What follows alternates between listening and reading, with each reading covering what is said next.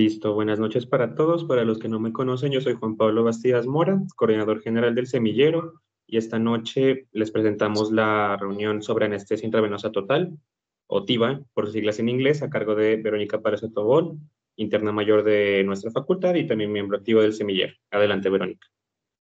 Bueno, buenas noches para todos. Tal como decía Juan Pablo, el día de hoy la idea es hacer una revisión, pues más bien como de los conceptos básicos y a lo práctico de lo que es la anestesia total intravenosa o TIA por sus siglas en inglés, Oral Intravenous Anesthesia. Esta charla la hice pues con la asesoría de el doctor Cristian, quien es residente de anestesiología del programa de la universidad. Entonces, lo primero es saber qué queremos responder con esta charla. Pues entonces la pregunta que nos vamos a hacer es cómo vamos a montar una anestesia total intravenosa y vamos a ir desde los conceptos teóricos a la práctica y a lo que pues se hace para lograrlo. Entonces primero vamos a hablar de las generalidades, hablando desde la historia hasta cómo surgieron cada uno de esos conceptos y por qué la podemos preferir en ciertos casos. Luego vamos a hablar de unos sistemas de administración y unos modelos farmacocinéticos y finalmente de una monitorización que pues vamos a ver que es clave para la anestesia total intravenosa. Entonces lo primero es hacer el recuento histórico, o sea, ¿por qué llegamos a la anestesia total intravenosa?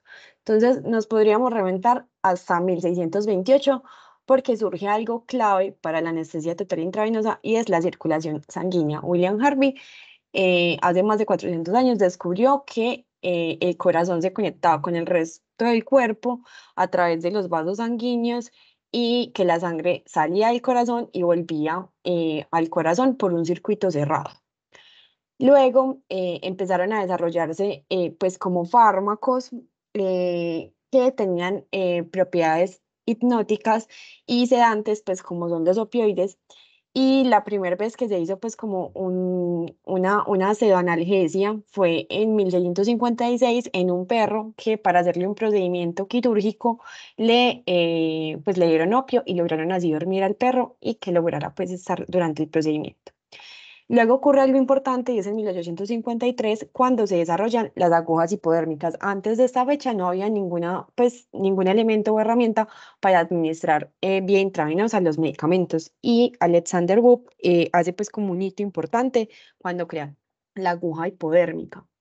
Ya luego empiezan a aparecer medicamentos que tienen efectos anestésicos que en la charla vamos a ver específicamente para la anestesia total intravenosa, que es el efecto que buscamos en esos medicamentos, pero básicamente que nos den una hipnosis y nos permitan pues combinarlos con analgesia.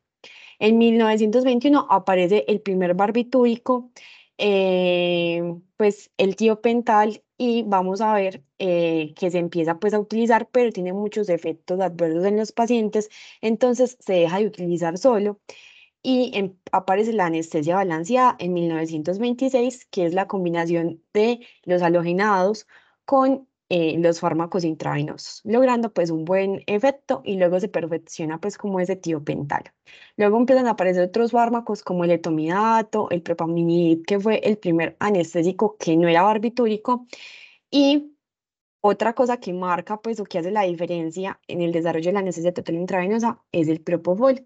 El propofol, pues, es como diseñado y descubierto en 1980. Entonces, desde ese momento, todo empieza a cambiar en anestesia porque sus efectos permiten que llevemos a los pacientes a un plano en el que se genera, pues, una sedación profunda y se empiezan a desarrollar modelos farmacocinéticos para saber cuál es la dosis de propofol que necesito para lograr un efecto esperado. Y el primer modelo que se desarrolla es en 1981 con el uso del Target Control Infusion, que ya mismo vamos a ver eso, pero básicamente es con pues una dosis objetivo para un efecto que queremos. Luego aparecen otros fármacos que combinados con el propofol o por sí solos también son muy buenos para la anestesia y específicamente para esta cuando no queremos utilizar pues como halogenados. Pero los claves son en 1980 el inicio del propofol y en 1993 el remifentanil. De ahí en adelante pues aparecen muchos otros que durante la charla vamos a ver cómo funcionan en la anestesia total intravenosa.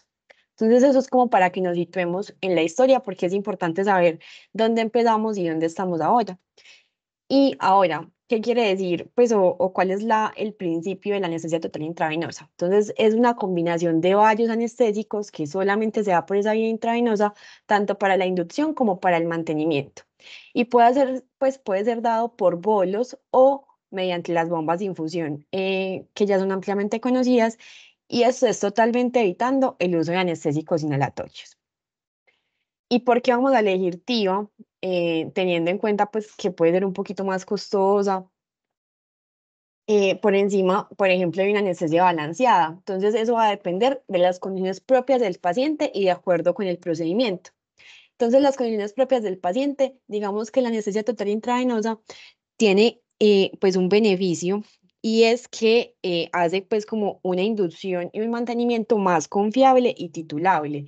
¿Eso qué quiere decir? Que permite responder mejor ante situaciones de emergencia. Entonces, en pacientes con síndromes de prolongaciones del QT, con una vía aérea difícil anticipada, podría ser mejor utilizar la anestesia total intravenosa para pues controlar de alguna manera esas dosis de los medicamentos.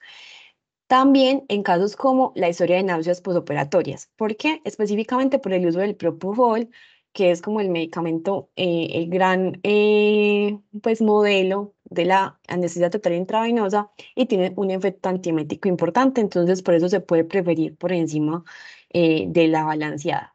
Y en trastornos neuromusculares, precisamente pues por ese control que tenemos. Y otra cosa importante es de acuerdo con el procedimiento. En cirugías que necesitan neuromonitoría, lo que se busca es que la anestesia interfiera lo menos posible con esa conducción de las señales nerviosas. Entonces, digamos que los halogenados, al tener pues como unos blancos de acción tan amplios e incluso un poco definidos, pueden afectar pues la conducción, y que no sea confiable pues ese neuromonitoreo que hacen especialmente en cirugías de columna o en reconstrucciones laringotraqueales cuando se hace monitoreo del nervio laringeo recurrente.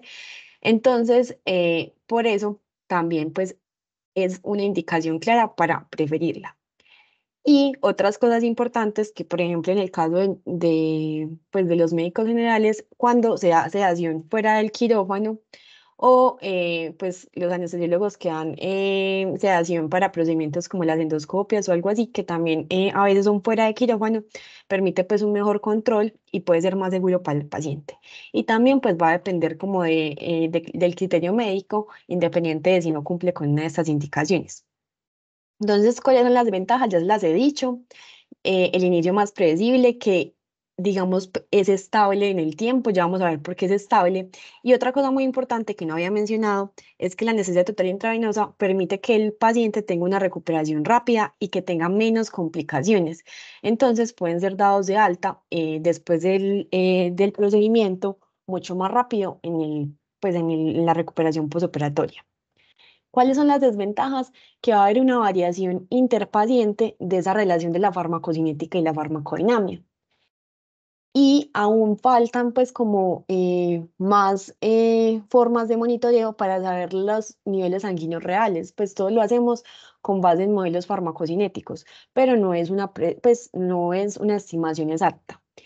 Y digamos que esos fármacos pues tienen varios efectos en la estabilidad hemodinámica del paciente. Vamos a ver, pues con el propofol, por ejemplo, que puede tener una caída pues hasta el 30% de la presión arterial, pues lo mismo pasa con los opioides, que también pueden generar un poquito de hipotensión, y algunos otros fármacos lo contrario, hipertensión e hipotensión. Siempre se requiere un acceso intravenoso porque es su principio.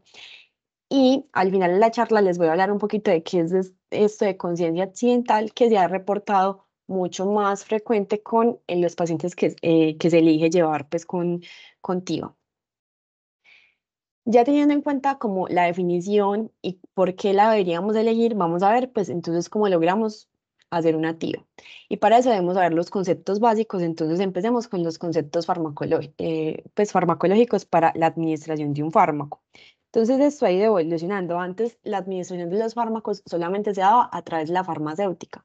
¿Qué era eso? Se conocía el principio químico del medicamento, es decir, el blanco de acción y su efecto, y se formulaba. Entonces, habían dosis preestablecidas para alcanzar pues un umbral terapéutico.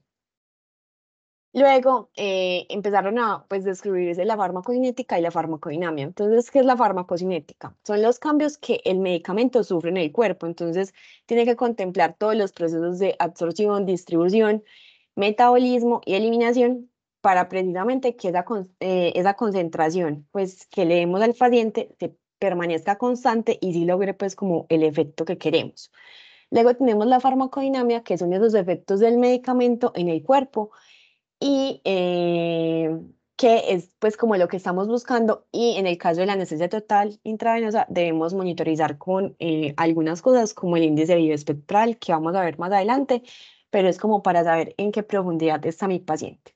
Y simplificándolo aún más, entonces la farmacocinética sería pues una relación entre el tiempo y la concentración plasmática y la farmacodinamia una relación entre pues la dosis que doy y el efecto que tengo en mi paciente. Entonces, dependiendo de la dosis que le esté administrando, voy a llegar pues a una sedación esperada. Y la relación entre ambos modelos, que es básicamente lo que buscamos con la TIVA, es hacer una relación de concentración-efecto. Entonces, dependiendo de la concentración que logre pues en el sitio efecto del paciente, voy a tener un efecto esperado. Otra cosa importante para la administración de la TIVA es conocer los modelos farmacocinéticos. Entonces, no es solamente saber pues, cómo se realiza pues, ese mecanismo de administración del fármaco, sino cómo funciona, digamos que el cuerpo, teniendo en cuenta que hay tres descritos. Un modelo compartimental, que es el más utilizado, que básicamente habla de que el cuerpo está distribuido en en uno o varios compartimentos y que son no como cavidades reales, sino que se va distribuyendo dependiendo pues como la necesidad de irrigación que tenga pues la parte del cuerpo. En la siguiente diapositiva les muestro más de esto.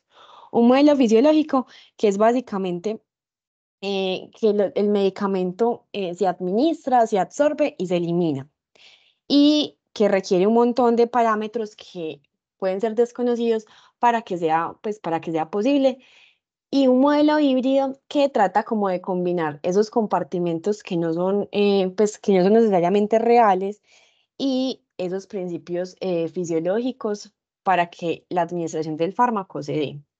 El más utilizado y el más descrito pues en la TIVA es el modelo tricompartimental, que habla de que el cuerpo está distribuido en tres compartimentos, un compartimento central donde están los órganos ricamente irrigados, que son el cerebro, el corazón, el riñón, el hígado y los pulmones, un segundo compartimento donde están pues tejidos que tienen irrigación, pero un poco menor que los anteriores, que es la masa muscular, y un tercer compartimento donde pues están los tejidos pobremente perfundidos.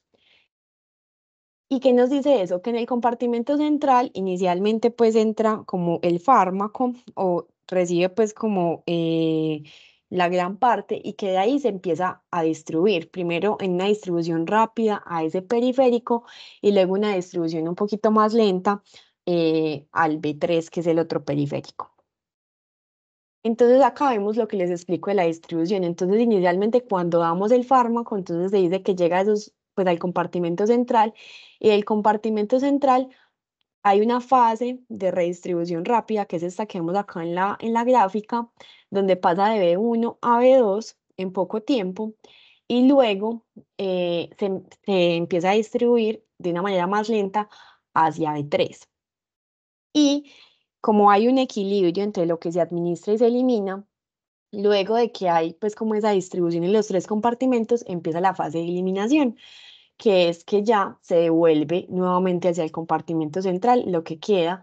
Entonces empieza primero de B2, que es el compartimento medianamente irrigado, al central, que es el más irrigado, y luego de B3, que es el pobremente irrigado, al central. Entonces vemos cómo se comporta pues esta curva en cuanto al tiempo y a la concentración pues del nivel plasmático del medicamento. Y es el más utilizado porque es el que ha tenido pues como una mayor precisión en el efecto y en esa dinámica o el comportamiento que tienen los fármacos en de la TIVA. Hay otros aspectos a tener en cuenta, además, para conocer cómo funciona la TIVA y es como estos conceptos. Entonces, primero, la concentración plasmática y la concentración sitio efecto. Entonces, la concentración plasmática es esa concentración, pues es toda la concentración de fármaco que está en el cuerpo del paciente. Digamos que la concentración que está a nivel intravenoso o sanguíneo general. Y la concentración sitio efecto es la concentración específica en el sitio de acción, digamos, en el cerebro, que es principalmente el que nos va a producir, pues, como esa anestesia que queremos lograr con la TIVA. Y hay otros cuatro conceptos importantes que son con los que se han diseñado los modelos farmacocinéticos y la forma, pues, en que se administran los fármacos. Entonces, las constantes de velocidad que nos hablan de la rapidez con la que el fármaco alcanza unos volúmenes en el cuerpo. Y esas constantes, la más importante es la K de cero, que nos lo describen en, pues, el doctor Tafur aquí en un artículo que diseñó como en el 2010 por su experiencia. Habla pues de que llegan a un estado de equilibrio pues todos los volúmenes. Luego nos habla de pues, de la relación entre la farmacocinética y la farmacodinámica, que fue lo que mencioné ahorita de la concentración, efecto, pues esa relación entre la concentración que le estoy administrando a mi paciente y el efecto esperado. Luego tenemos la T media, K de cero, que básicamente es el tiempo en el que se alcanza el 50% de la concentración plasmática. Y finalmente la histéresis, que es como el tiempo que se demora el fármaco en tener una respuesta clínica, como ese tiempo de retraso, ya sea por el espacio muerto o por lo que se demora de ir la concentración plasmática al sitio de efecto esperado. Entonces, esos cuatro conceptos son importantes porque con base en ellos se crearon pues, los modelos farmacocinéticos y esos sistemas de administración para lograr un efecto esperado.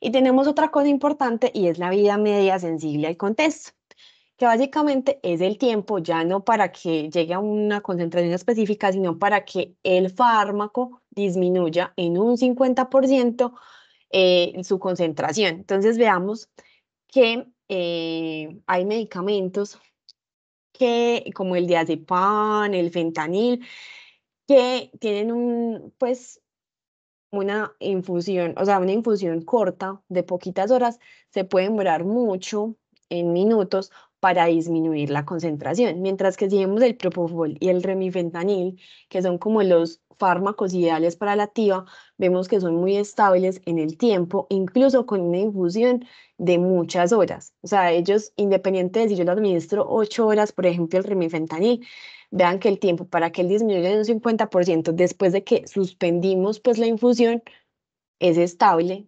mientras que otros como el diazepam y el fentanil sí dependen mucho de si lo administro mucho tiempo, pues, esa vía media sensible al contexto pues, va a ser más lenta para lograrse. Y digamos que eso no puede predecirse mediante la vía media de eliminación de un fármaco, porque depende también es de la forma en la que se distribuye.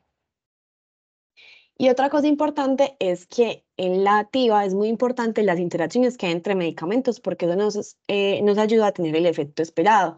Entonces hay interacciones adictivas, que es que se suma el efecto de ambos fármacos sinérgicos, y es que ambos trabajan como un conjunto y que se potencia su acción, y el infradictivo, que es cuando un fármaco contrarresta pues como el efecto que tiene el otro. Entonces, digamos, si yo tengo un fármaco que genera mucha inestabilidad hemodinámica, le coloco otro que de pronto pues me ayuda a mantener la presión arterial más alta, y así contrarresto pues como los efectos. Ya teniendo en cuenta pues como estos conceptos de farmacología, ¿qué fármacos vamos a utilizar según estos principios? Entonces, la meta que les dije desde el principio es lograr un mantenimiento confiable, titulable y que nos permita responder a la emergencia, o sea, tener el control de la anestesia. Entonces, los fármacos ideales son fármacos o combinaciones de fármacos que nos permitan hipnosis y analgesia. Por eso los modelos descritos son el propofol y el remifentanil.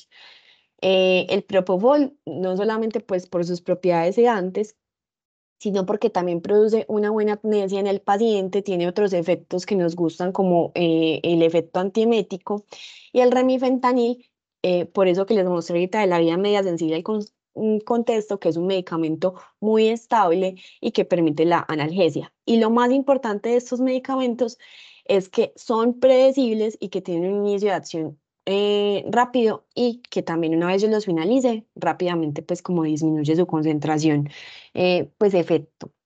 No necesariamente que se eliminen del cuerpo, sino que el efecto que producen disminuye rápidamente. Y hay muchas combinaciones, o sea, que el remifentanil y el propofol sean los, pues como los más usados en TIVA y con los que se han descrito todos los modelos, no quiere decir que no se puedan utilizar otras mezclas. Eso ya va a depender, por ejemplo, de los procedimientos. En procedimientos largos, como procedimientos de columna, neuro, se prefiere, pues, o se utiliza mucho la desmedeto por su estabilidad hemodinámica. Y hay muchas más mezclas, queta con propo, queta con desmedeto. Todo eso va a depender, es del paciente y de la indicación que yo tenga para administrar la TIVA y uno ya analiza pues cómo funciona el fármaco. Entonces lo más importante es saber como el mecanismo de acción del fármaco, los efectos y lo que yo quiero lograr pues con mi paciente. Ahora, cuando hablamos de administración de TIVA, que hay que tener en cuenta, entonces ya sabemos los modelos, ya sabemos cómo funciona pues esa distribución en el cuerpo y ya sabemos cuáles son los fármacos que utilizamos. Ahora, ¿cómo logramos que esos fármacos lleguen a mi paciente? Entonces hay que tener tres cosas en cuenta y son, uno, los dispositivos de infusión que vamos a utilizar, que pueden ser, pues hoy en día se utilizan pueden ser dispositivos volumétricos que nos permite tanto dar TIVA manual como la TIVA con modelos farmacocinéticos que ya lo vamos a ver ahorita, o los Target Control Infusion que son a través de, pues generalmente a través de perfusores, pero también pueden ser dados a través de las bombas de infusión. Y lo importante es que me permitan tener un flujo constante para volúmenes pequeños, pero eso también lo podría lograr pues si lo hago con bolos y lo voy administrando en infusión. Luego que tengo unas líneas de infusión seguras. ¿Y cuáles son las líneas de infusión que nos recomiendan en el paciente? Unas líneas de infusión con Iberloc, que es básicamente que tengan la rosquita y que tengan un sistema antirreflujo, y ese sistema antirreflujo es para ese tercer punto, que es el espacio muerto. Ninguno de los modelos que vamos a ver ahorita tiene en cuenta el espacio muerto, que es el espacio que hay entre la línea pues, de infusión y la vena directamente del paciente. Entonces, ese sistema antirreflujo permite como que ese espacio muerto no se aumente, pues al evitar que el fármaco se devuelva pues, al lugar de administración. Y ahorita les hablé de los Target Control Infusion, que son los más utilizados. ¿Y qué es eso? Es un sistema de infusión controlada por objetivos que hace mucho está escrita, pero hoy en día pues es mucho más utilizada. Y se hace a través de controladores, de jeringas o perfusores que incorporaron unos modelos matemáticos y farmacocinéticos para alcanzar una dosis y mantener pues esa concentración en el sitio de efecto y así lograr el efecto esperado. Y utiliza un principio que es el principio de bolo, de infusión continua y distribución del fármaco y de eliminación. Entonces, inicialmente da un bolo para lograr una concentración plasmática y a medida que va pasando el tiempo y que se va distribuyendo, se va modificando pues esa infusión para que la concentración plasmática se mantenga. Y tienen en cuenta entonces varias variables para lograr eso: la edad, el peso, la talla y el sexo del paciente. Entonces, ¿cómo funciona una bomba de TCI? Pues, unas de las más utilizadas son estas que son los perfusores de jeringa y ellos tienen como una interfaz. Les voy a mostrar rápidamente pues el videito en el que tienen pues ya como configurado el fármaco en su sistema. Y en la interfaz te preguntan el método del fármaco, pues si vas a utilizar uno de los modelos, dicen cuál es la concentración que tú quieres lograr y preguntan pues precisamente esas variables como la edad, el peso, la talla. Pues ahí no se ve muy bien, pero bueno, sigamos ahí, elige TCI Propofol y una vez uno elige la concentración en la que está, elige el modelo farmacocinético y luego va usando pues como todas las variables para finalmente dar pues como la concentración que quiero en el paciente. Entonces, beneficios de esta bomba es que permite delimitar un objetivo, ya sea la concentración plasmática o la concentración efecto. Si determino la concentración plasmática, tengo que tener en cuenta que debo esperar la histéresis, pues ese tiempo de retraso en hacer efecto. Y si elijo administrarlo con un modelo de concentración efecto, puedo ver en la bomba qué tanta concentración hay en ese sitio efecto de mi paciente según lo que le haya dado. Y es muy importante identificar cuál modelo es el adecuado para mi paciente, porque ya vamos a ver que cada uno tiene sus particularidades y fueron diseñados en poblaciones diferentes. Entonces, ahí está. Bueno, me adelanté mucho, era solo una diapositiva más. Bueno, listo, entonces ahora, en en esas bombas de infusión que están establecidos esos modelos farmacocinéticos, hay que entender qué es eso. Entonces, son fórmulas matemáticas, solo predicen la concentración de plasma y sitio efecto, y lo que pretenden es crear un equilibrio entre ese principio, el de bolo, infusión continua y eliminación. Y ayudan a predecir, pues, como el comportamiento del fármaco. Y se han creado muchos. Entonces, los modelos han sido diseñados con los medicamentos, inicialmente con el Propofol, porque es el estándar, y uno de los más importantes es el MARCH. El MARCH, a diferencia de otros que vamos a ver, él no utiliza un modelo tricompartimental, sino que él solamente habla de un compartimento central. Entonces dice que hay un volumen de distribución único, así que el fármaco entra y se distribuye en ese compartimento central. Por ende, ese modelo es proporcional al peso. Entonces, de acuerdo al peso de mi paciente, va a ser la distribución y la concentración que tenga. ¿Cuáles pues son como las desventajas del MARCH? Que cuando lo crearon solamente lo usaron en pacientes mayores de 16 años. Y no está recomendado en pacientes frágiles porque administra volúmenes muy altos de fármaco y eso puede ser que tenga pues más riesgo de inestabilidad hemodinámica. Y otra cosa es que el MARCH específicamente por esa forma de un modelo de compartimento central solamente tiene en cuenta la concentración plasmática. Entonces yo tengo que esperar siempre la histéresis si utilizo el MARCH para elegir pues la administración de ese fármaco. Si lo hago con el SNIDER, entonces ya es un modelo tricompartimental, entonces sí permite saber la concentración específica en el sitio efecto y tiene en cuenta más variables, la edad, la altura, el peso corporal y fue diseñado calculando la masa corporal magra para determinar así la dosis. Beneficios del SNIDER en comparación con el MARCH, que los volúmenes son más pequeños, así que puede ser más seguro en pacientes frágiles. ¿Cuál es el problema? Precisamente como calcula la masa corporal magra en pacientes con un índice de masa corporal muy alto y pues obesos en general, pues puede subdosificar. Entonces, por ejemplo, en pacientes obesos preferiríamos el MARS y en pacientes frágiles preferiríamos el SNIDER. Por eso es importante conocerlos porque va a depender desde mi paciente el que yo elija. Entonces acá vemos la comparación, pues, por ejemplo, de los volúmenes en el MARS. Vean que son volúmenes tan altos como 15,9, mientras que el SNIDER son volúmenes más bajos. Pero si yo empiezo a ver, pues, como el efecto esperado, vemos que las líneas todas son muy estables.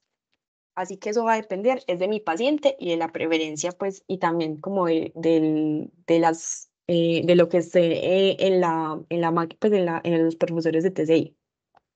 Tenemos el E-Level, que es relativamente reciente. Ese modelo como que planeaba combinar lo mejor de los dos anteriores. Entonces se hizo con población más heterogénea y con más covariables, pero aún pues no hay como estudios suficientes para saber pues si es superior. Lo único que se sabe es que, digamos, tiene mayor certeza para predecir una concentración sitio-efecto, no la plasmática, pero sí la sitio-efecto. Y el hecho de que sea más heterogénea, pues hace que haya menor variabilidad interpaciente. Y los modelos anteriores no fueron diseñados en población pediátrica, entonces hay unos adaptados como el Padfusor o el Cataria, que básicamente son variantes de los anteriores, pero ya diseñados para población pediátrica. Ahora, en cuanto a los modelos del remifentanil, estos anteriores fueron del propofol, pero pues como que se extrapolan a los diferentes fármacos.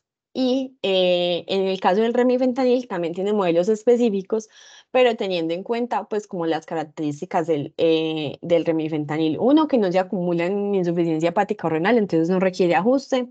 Lo otro es que lo que les mostraba en el tiempo sensible al contexto, y es que es un medicamento muy estable, entonces independientemente si lo administro 10 horas, una vez lo suspendo, rápidamente llega pues como disminuye ese 50% de la concentración.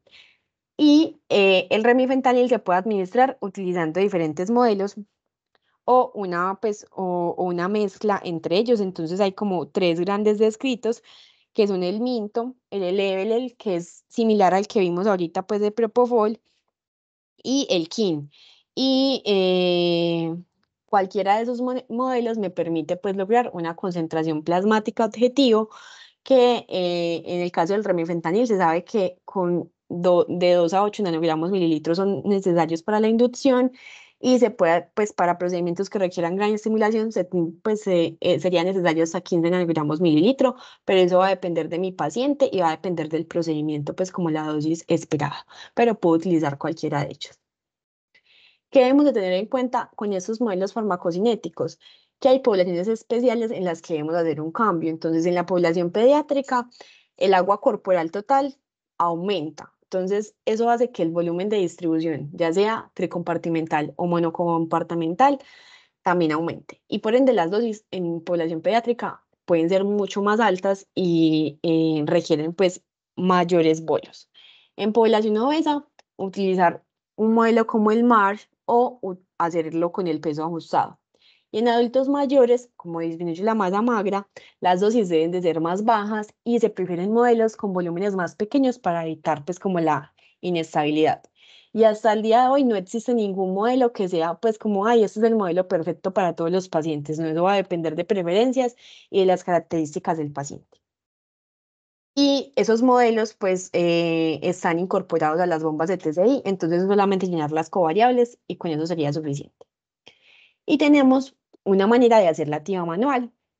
La TIVA manual utiliza el mismo principio, que es lo de bolo, una perfusión constante y la eliminación. Entonces, primero se da una dosis de bolo, una dosis de infusión, luego se mantiene una perfusión alta como para compensar toda la distribución, y después se va reduciendo la infusión a medida que se va disminuyendo pues el fármaco en el cuerpo, y se alcanza pues una dosis pues o como una concentración de mantenimiento.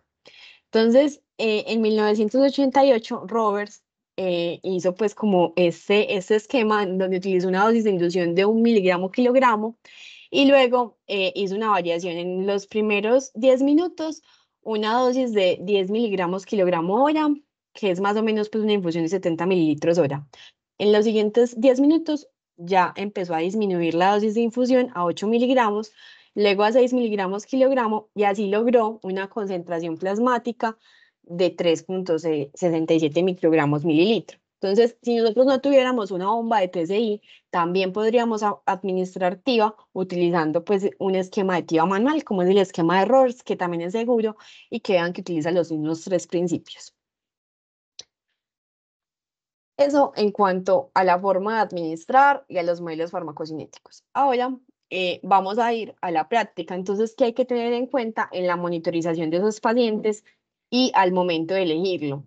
Al inicio de la charla yo les dije algo de la conciencia accidental, y esto es algo que hay que tener en cuenta y lo traigo acá antes de hablar de toda la monitorización, porque en un estudio, pues en un proyecto que hicieron en el 2014 para ver la conciencia accidental durante la anestesia general, se dieron cuenta que era mucho más frecuente en pacientes con anestesia total intravenosa, y en algunos casos específicos, como en la anestesia obstétrica, y muchos de los efectos que reportaban los pacientes es que tenían despertares e incluso tenían pues los efectos del bloqueo neuromuscular.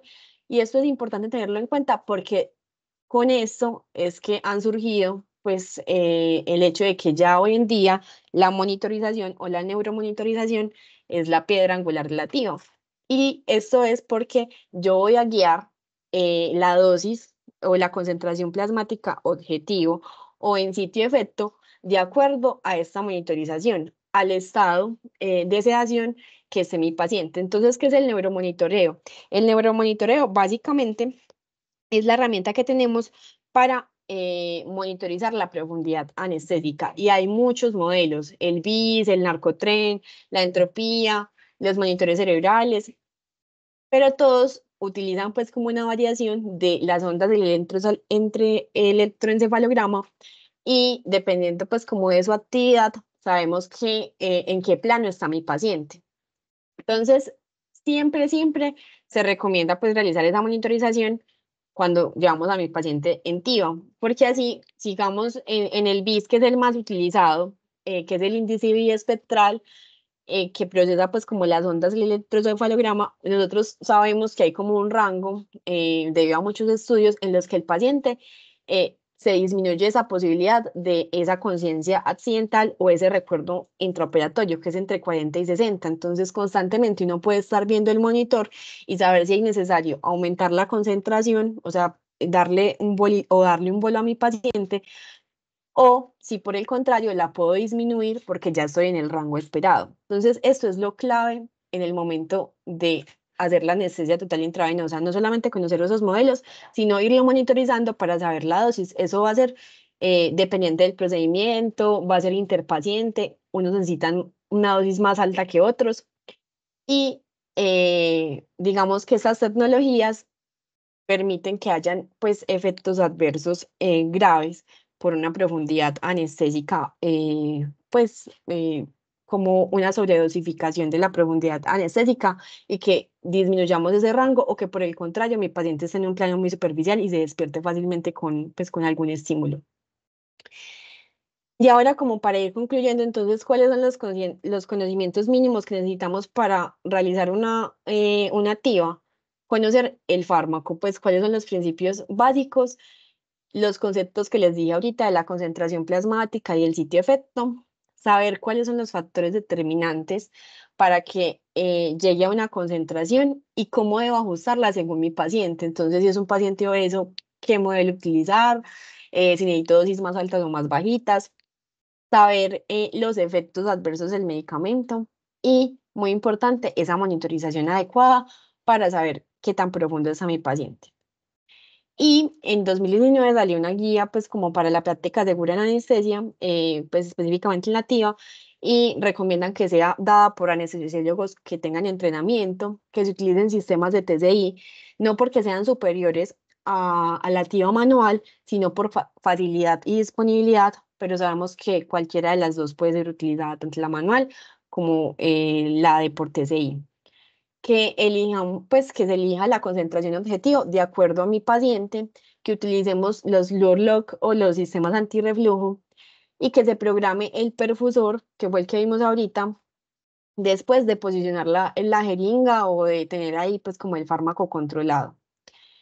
Que siempre el acceso intravenoso esté visible.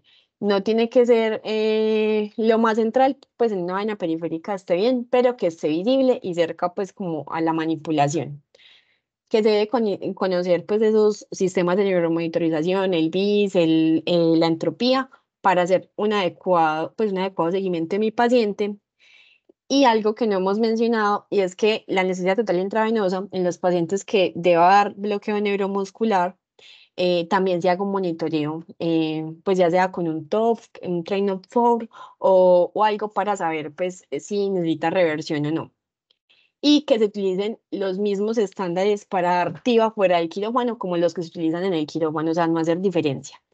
Y así como lo hacemos pues, con la máquina de ventilación, también hacer una preparación pues como de los fármacos y de las condiciones de la TIVA, entonces tener los medicamentos a la mano, probar las bombas de infusión, que la vena de mi paciente pues esté buena y que no haya extravasación. Y todo eso es clave pues como para que la práctica de la TIVA sea segura.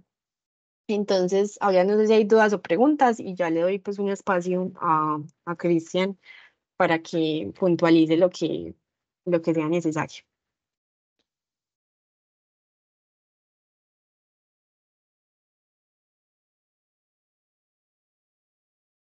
Aldair tiene la mano levantada. Cuéntanos. Hola, ¿me escucha? Sí. Bueno, Verónica, primero felicitarte. Este tema a mí me parece que es demasiado complejo y difícil. Eh, una de las cosas que uno se da cuenta con una aplicativa es que en verdad uno no sabe nada de farmacocinética ni de farmacodinámica. Entonces, una de las cosas más importantes cuando apliquemos TIVA es tener muy buenos los conceptos claros. Pues la explicación que hice, pues me gustó mucho porque se abarcaste todo lo que uno debería conocer. Recordar también que esos modelos farmacocinéticos, como se explican, son modelos, porque uno tiende a confundir que cuando explicas lo del B1, el B2 y el 3, etcétera, que uno cree que en verdad el medicamento funciona así dentro del cuerpo. Pero la verdad son los modelos farmacocinéticos que, digamos, entre comillas, se inventan matemáticamente para ver el efecto esperado, que también fue lo que le explicase. Porque, por ejemplo, cuando hablan de sitio de efecto, sitio en concentración, la concentración nosotros sí la podemos medir cuando hacemos los exámenes clínicos, etcétera, pero en sitio de efecto claramente eso no lo podemos medir y son modelos principalmente matemáticos, ¿no es cierto? Otro de los puntos es activa, es el futuro, pues hay muchos, ahora mismo nosotros en la práctica en anestesia, en la León, en San Vicente usamos mucho inhalado, pero se ha visto que en otras partes del mundo la activa la tienen muy implementada.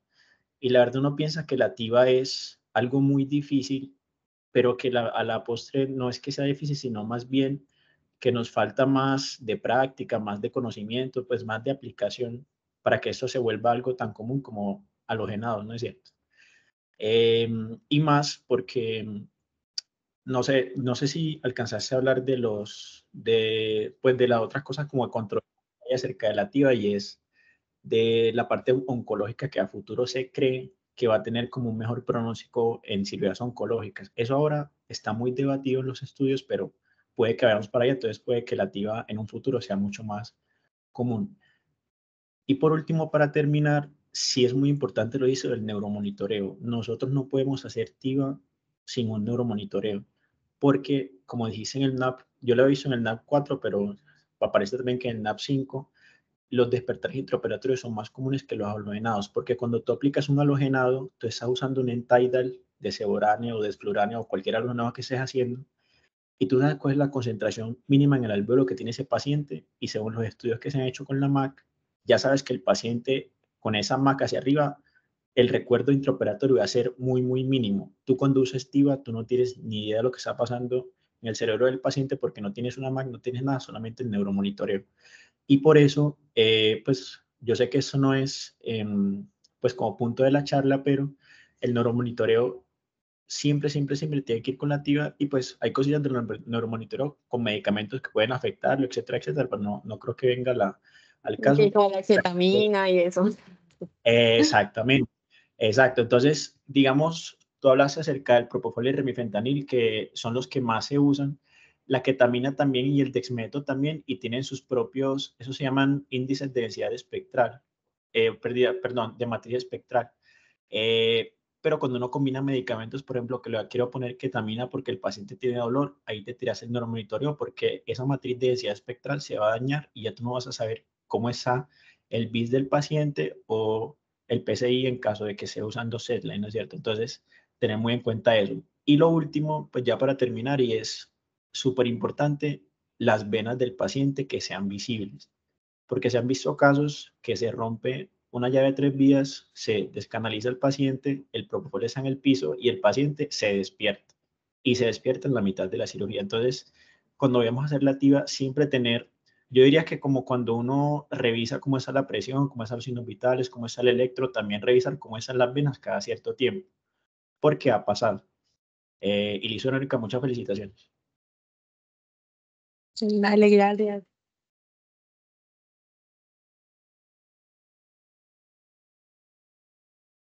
No sé si Cristian todavía se... Ah, bueno, sí, Cristian tiene la mano levantada. Obvio que sí, me escuché toda la charla. Bueno, también en primer lugar, pues, al igual que Aldair, ¿qué es esa cama? Bueno, no, felicitaciones, también pienso que se abordaron la gran mayoría de los conceptos. De hecho, yo te contaba pues que nosotros tenemos una rotación exclusiva de esto y ahí tenemos pues varios seminarios para tratar de entender esto. Y es donde uno se da cuenta que pues en efecto uno no entiende mucho de esos conceptos fármacos, de la farmacología de estos medicamentos. Entonces, bueno, ya, felicitarte. Ahora sí, yo quería tocar algunos puntos ahí de manera rápida para no extendernos.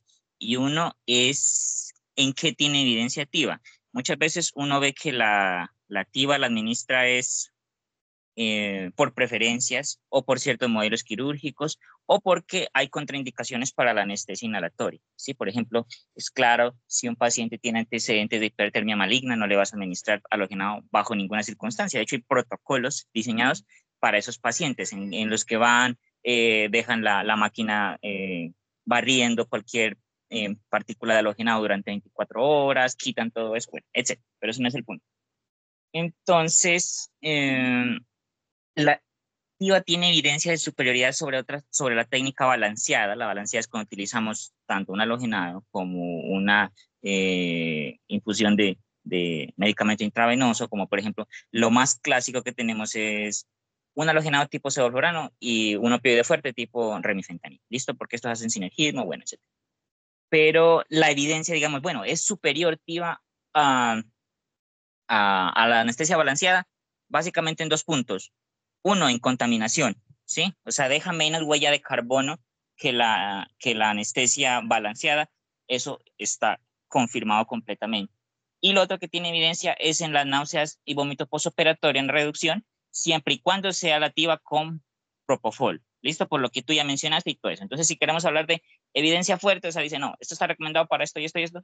Entonces, es en esos dos aspectos. De hecho, cuando uno tiene pacientes con alto riesgo de náusea y vómito postoperatorio, se contempla la activa como uno de las técnicas coadyuvantes para eso, además de los fármacos propios para la prevención de náuseas y vómito postoperatorio. Eso es el primer punto. El segundo punto, muy importante, y es la conciencia intraoperatoria, ¿sí?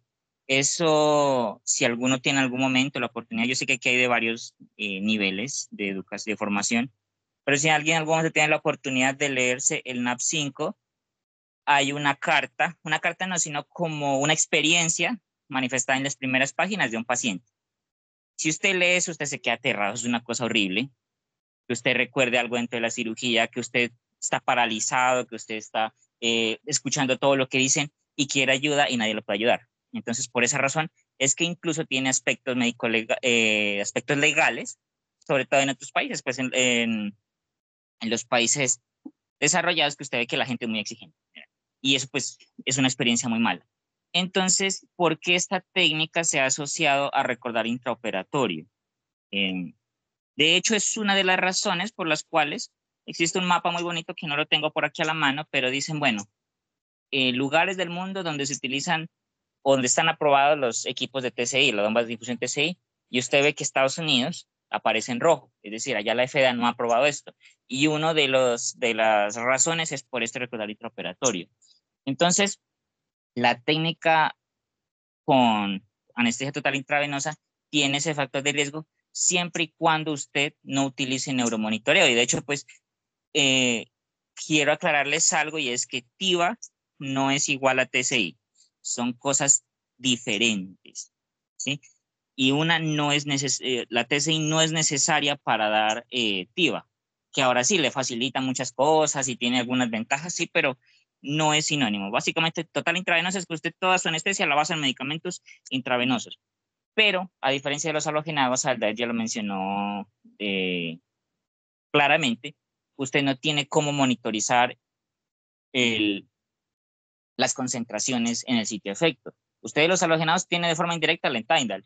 Eso se basa, bueno, si tiene esto, más o menos, un expirado esto se correlaciona con tanto, digamos, profundidad anestésica en el paciente. Así usted no esté midiendo directamente en el cerebro, pero con la anestesia intravenosa no tiene. Entonces, por eso es obligatorio, mandatorio que usted tenga neuromonitoreo. Y de hecho, la piedra angular, lo conversamos con Verónica en algún momento, de la activa no está tanto en los modelos farmacocinéticos, que sí tienen que salir más y mejorar y ser más, digamos, fidedignos esos valores, pero la piedra angular está en el neuromonitoreo.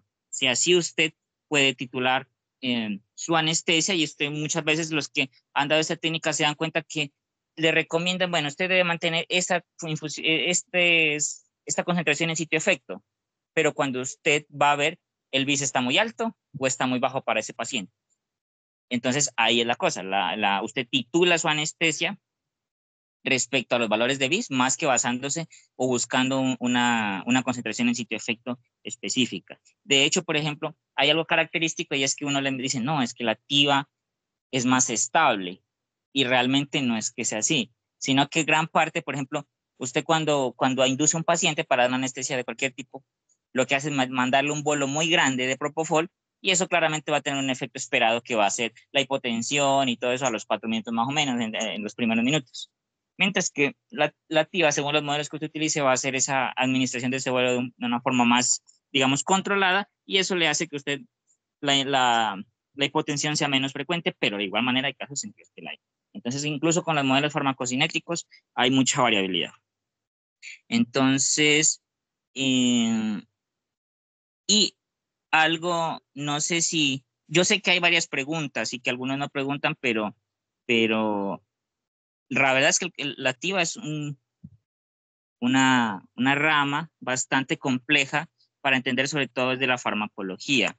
Y yo hablaba esa vez con Verónica de que, por ejemplo, muchas veces uno entiende, bueno, le dicen que la KEO es una constante de transferencia, bueno, le pone muchos nombres, pero lo más cercano es una constante de transferencia. Ahora bien, ese valor importa, o sea, le importa ya al clínico que administra la técnica, realmente no. A usted no le importa realmente cuál es el valor de KEO ni esas cosas. A usted lo que más le importa va a ser un subrogado, que es aplicando una fórmula ahí con logaritmo natural, que es cuando tienen esos fármacos ese comportamiento, y es que usted puedes poner esa tabla ahí si la tienes, la de cómo están los fármacos, y con la KO y con la T medios de KO.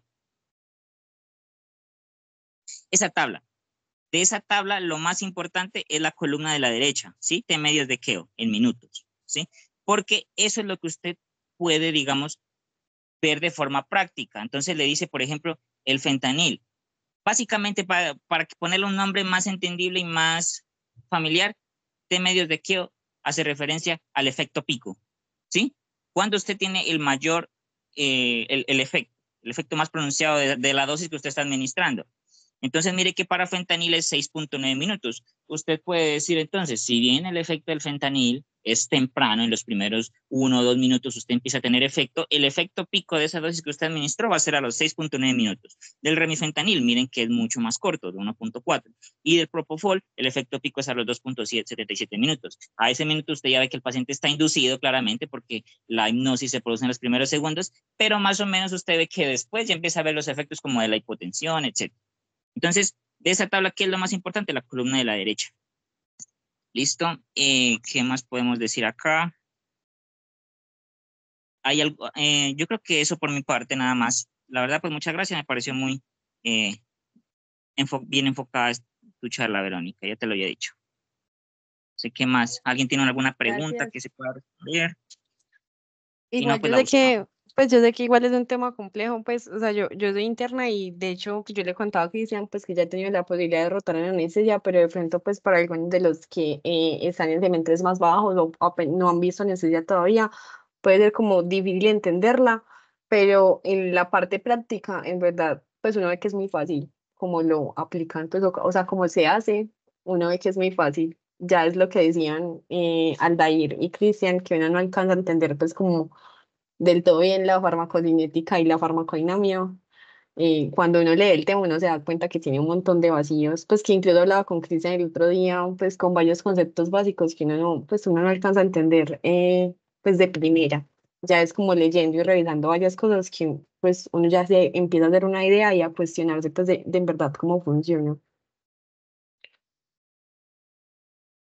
No sé, Alder, que decía algo más, o alguna pregunta. O si no, ahí tienen el Verónica tienen el correo de Verónica, qué pena, para que le envíen las preguntas.